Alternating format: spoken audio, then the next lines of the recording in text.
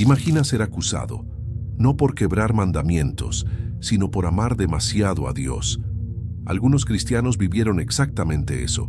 Fueron vigilados, silenciados, sospechosos de locura o herejía, porque su intimidad con lo divino excedía lo que cabía en los formularios de la religión.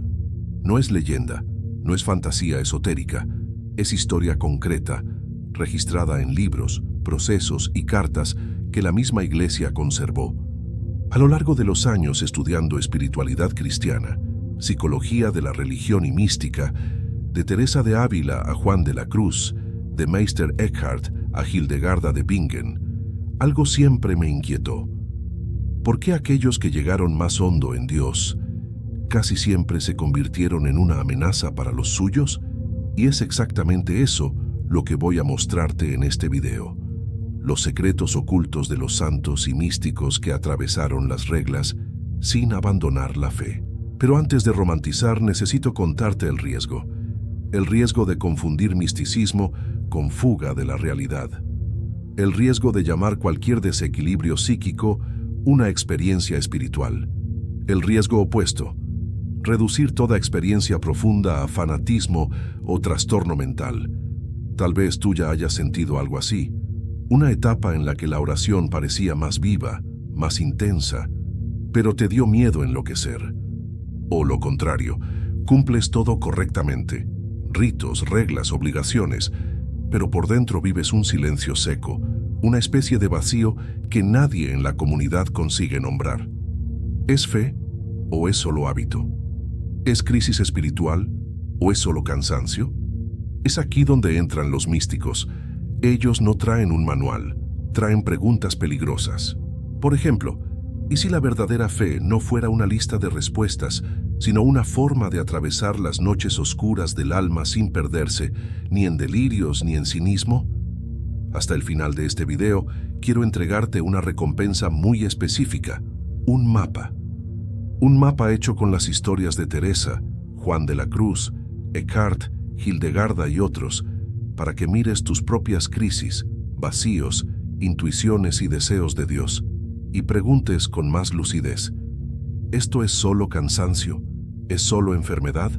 ¿O es mi alma siendo llamada hacia más profundidad? Si esta pregunta toca algo en ti, acomódate, respira hondo y quédate conmigo hasta el final, porque cuanto más avancemos, más esos santos dejarán de ser figuras de vitral y comenzarán a reflejar exactamente las zonas más secretas de tu propia historia.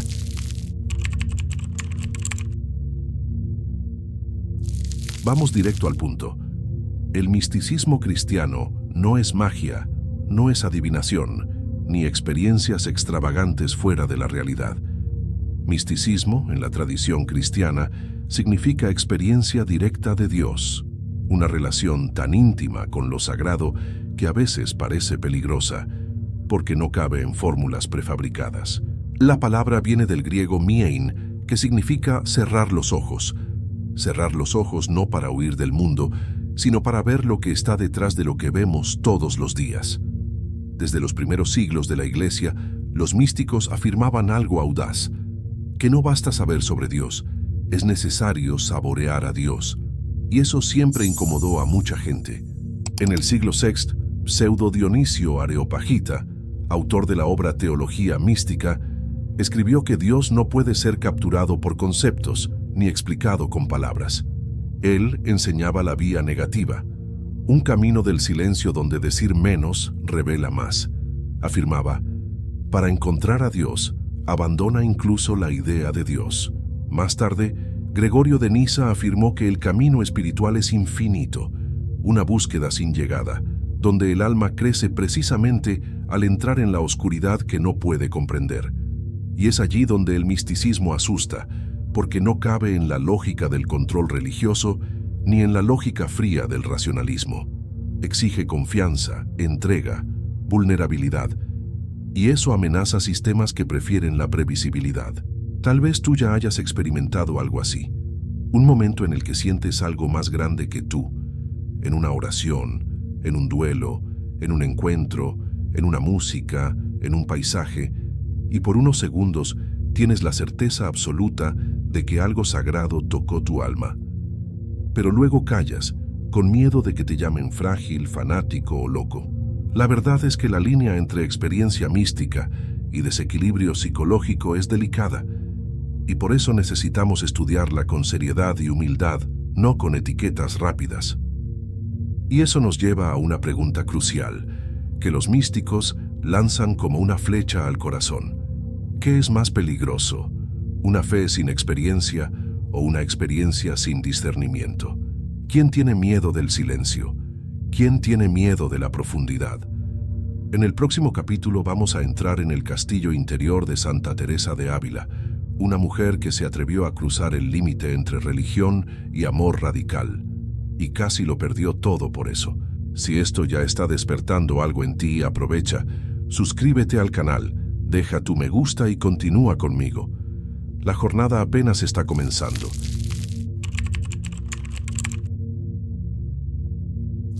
Imagina vivir en pleno siglo XVI, ser mujer, teóloga, mística y aún desafiar los límites de la propia Iglesia, no por rebeldía sino por amor.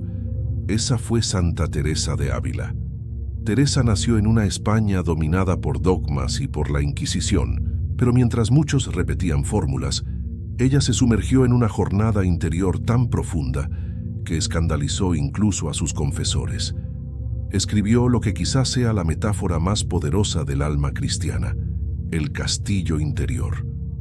En la visión de Teresa, el alma es como un castillo hecho de cristal, con 7 moradas. Cada morada representa una etapa del alma hacia la unión con Dios. Pero no es una escalera vertical. Es un laberinto espiritual, donde el camino más corto, a veces, es el más oscuro. En las primeras moradas, estamos distraídos, mundanos, tomados por ruidos. En la segunda y tercera, ya oramos, buscamos consuelo. Pero solo en las últimas enfrentamos el verdadero desafío: morir al ego, atravesar la noche, perder los apoyos y encontrar la libertad. Teresa vivió esa experiencia en el cuerpo. Tenía éxtasis, visiones en las que el cuerpo levitaba, el corazón ardía, la conciencia se expandía. La más famosa de estas experiencias fue retratada por Bernini en una escultura escandalosamente bella. Teresa, con los ojos cerrados, la boca entreabierta, atravesada por una flecha de un ángel que representa el amor de Dios. Un momento de placer espiritual tan intenso que incomodó a críticos por siglos. Pero Teresa no era una mujer descontrolada. Era estratega, reformadora, fundadora de conventos, y al mismo tiempo una apasionada por la presencia de Dios. Su libro, El Castillo Interior, no es un manual de oración.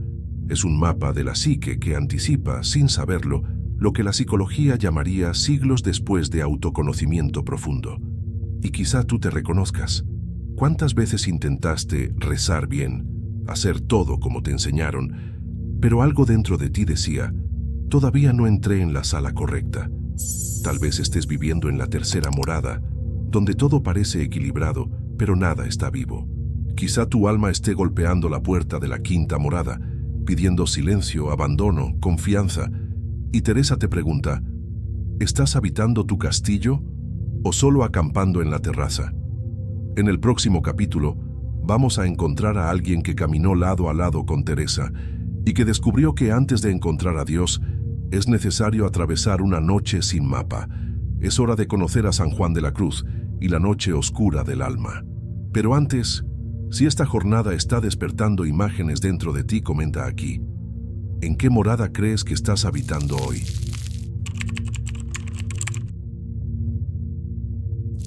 Mientras Teresa hablaba del castillo, Juan de la Cruz se sumergía en las sombras de ese mismo castillo.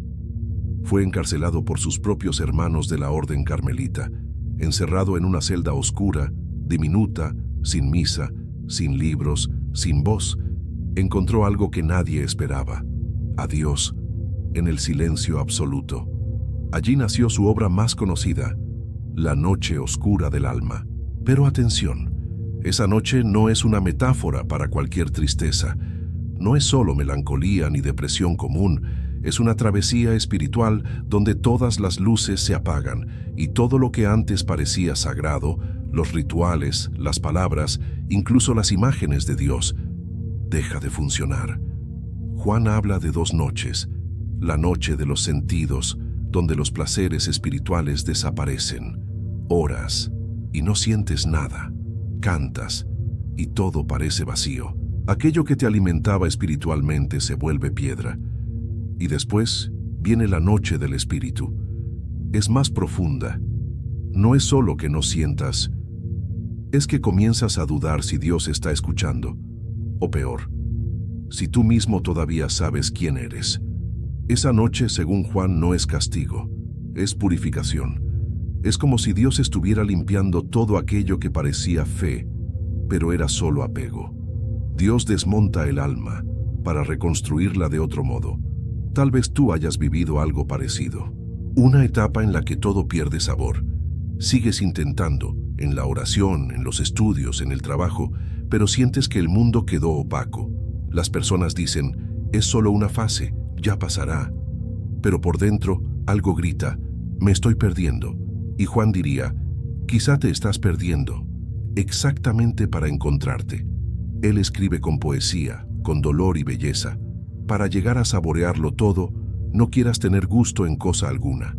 Para llegar a poseerlo todo, no quieras poseer algo en nada. Para llegar a serlo todo, no quieras ser algo en nada. Difícil, ¿no? Juan lo sabía, pero también sabía que solo quien se desapega de la luz falsa puede ver la aurora verdadera. En el próximo capítulo, vamos a escuchar a alguien que fue aún más radical. Un predicador que decía que hasta la imagen de Dios necesita morir para que Dios pueda nacer verdaderamente dentro de nosotros. Es hora de encontrar a Meister Eckhart. Pero antes, comenta aquí abajo, ¿has vivido alguna vez una noche oscura del alma? ¿Cómo supiste que no era solo tristeza? Y si este video está resonando dentro de ti, compártelo con alguien que está demasiado en silencio. Puede ser que esa noche que parece final sea solo el comienzo de otra visión.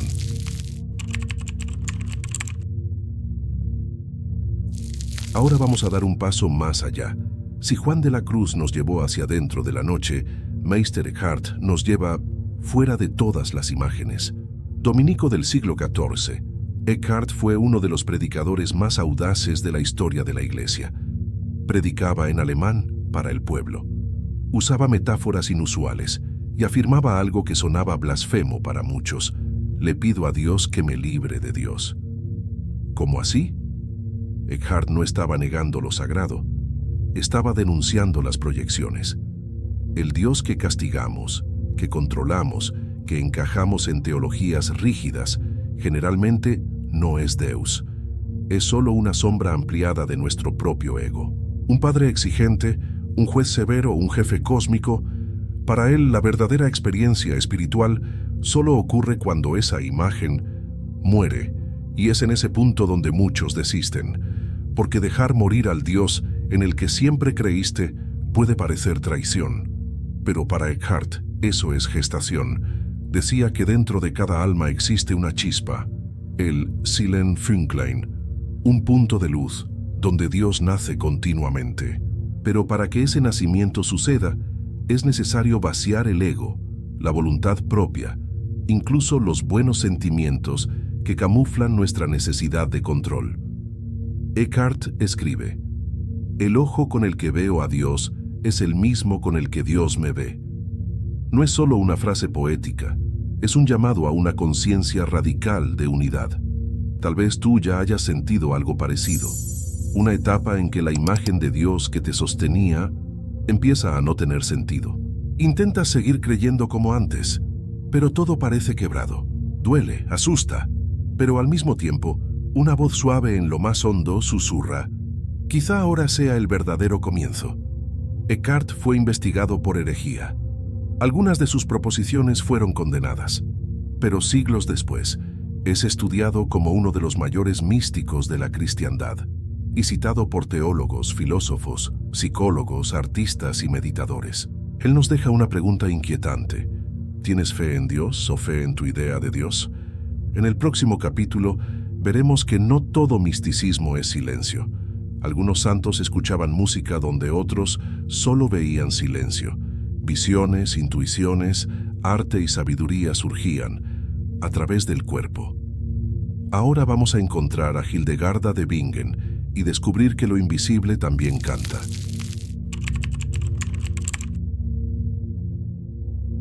Si Teresa caminaba por los pasillos del alma y Juan de la Cruz atravesaba noches, Hildegard de Bingen veía colores donde solo había sombra, veía sonidos donde todos escuchaban silencio, veía lo invisible y escribía.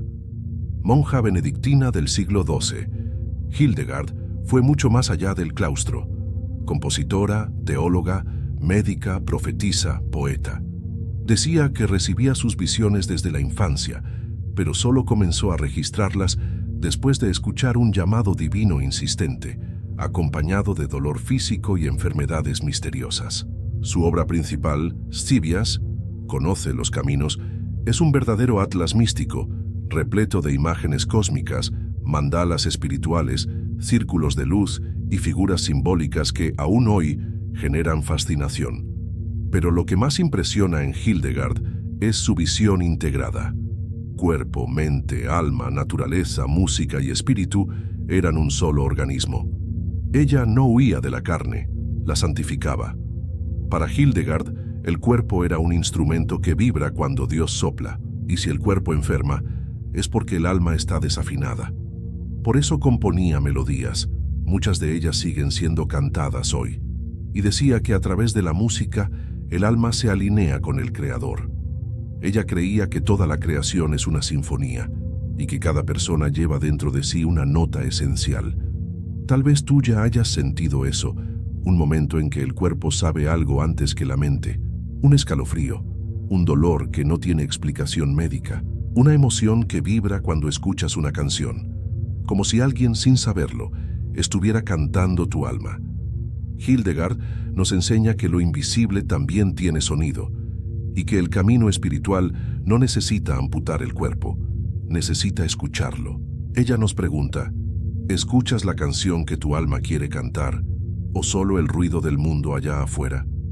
En el próximo capítulo veremos cómo estos místicos enfrentaron no solo el silencio interno, sino también el ruido de las instituciones que intentaron callarlos.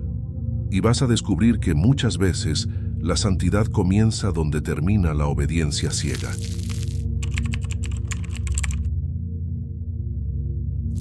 Si hay algo que los santos místicos nos enseñan, es que no toda santidad fue bienvenida en su tiempo. De hecho, muchos de los que hoy llamamos santos fueron en vida tratados como desobedientes, peligrosos o herejes. Recordemos, San Juan de la Cruz fue encarcelado, azotado y aislado por sus propios hermanos carmelitas que veían su reforma como rebeldía. Santa Teresa de Ávila fue vigilada por la Inquisición y tuvo que dar explicaciones sobre sus éxtasis y visiones. Meister Eckhart tuvo parte de sus ideas condenadas por la Iglesia, incluso después de una vida entera de servicio. Y quizá el caso más trágico, Marguerite Porete, autora de El espejo de las almas simples, fue quemada viva por negarse a retractarse de su libro, un tratado profundo sobre la unión de la alma con Dios, un libro que, siglos después, sería admirado por místicos y estudiosos. ¿Qué une estas historias? Estas personas no intentaban crear una nueva religión. Vivían la fe con tanta profundidad que acababan revelando lo superficial que la fe institucionalizada podía volverse. No rompían las reglas por rebeldía. Simplemente caminaban más hondo de lo que los límites permitían. Y eso, para cualquier sistema, es un problema. Tal vez tú también hayas sentido ese desconforto. No abandonaste tu fe, pero ya no cabe en los moldes preestablecidos. La misa ya no te toca como antes. Las respuestas suenan frágiles. Quieres permanecer, pero también quieres respirar. Y entonces surge la duda, ¿soy yo quien está equivocado?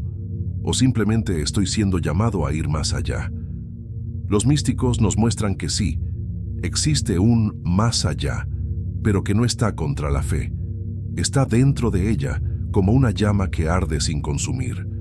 Y la pregunta que queda es, ¿hasta dónde puede llegar una institución para proteger la fe sin matar la experiencia viva, y más aún, ¿hasta dónde puede ir un místico sin caer en la ilusión de sentirse demasiado especial?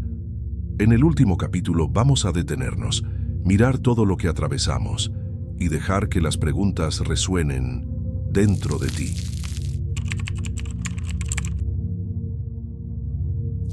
Hemos llegado al final de esta travesía, pero, como los propios místicos enseñan, el final no es conclusión, es invitación. Teresa te llevó hacia adentro, Juan te llevó a la oscuridad, Eckhart te llevó al vacío, Hildegard te mostró que lo invisible canta, y todos ellos, de formas diferentes, te colocaron frente a la pregunta que nadie jamás podrá responder por ti. ¿Cuál es tu forma de encontrar a Dios? Y aún más profunda, ¿qué imagen necesitas dejar morir para que algo más verdadero pueda nacer?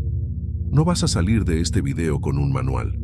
No encontrarás 5 pasos para convertirte en santo, ni siquiera una definición final de espiritualidad. Porque los místicos no te ofrecen certezas, te ofrecen un espejo que no muestra lo que quieres ver, sino lo que necesitas ver. Tal vez tu noche oscura no sea un castigo. Tal vez tu inquietud no sea una crisis de fe. Tal vez ese incómodo silencio, ese tedio, ese vacío, sean exactamente la puerta que los santos atravesaron y que ahora se está abriendo para ti. Ellos te preguntan, ¿estás rezando o solo repitiendo palabras? ¿Estás en silencio o huyendo del ruido interno? ¿Buscas respuestas o valentía para cargar preguntas? En el fondo, todo esto trata de autenticidad espiritual, de un alma que se niega a ser domesticada y que aún así desea profundamente entregarse. Esa es la recompensa que te prometí al inicio. Un mapa vivo, no un mapa de destinos, sino de caminos. Uno que tal vez te ayude a reconocer que lo que estás viviendo ahora, duda, cansancio, vacío o deseo, no es señal de alejamiento, sino de llamado. Si este video habló contigo, compártelo, no para difundir contenido, sino para que otros sepan que no están solos en esta travesía.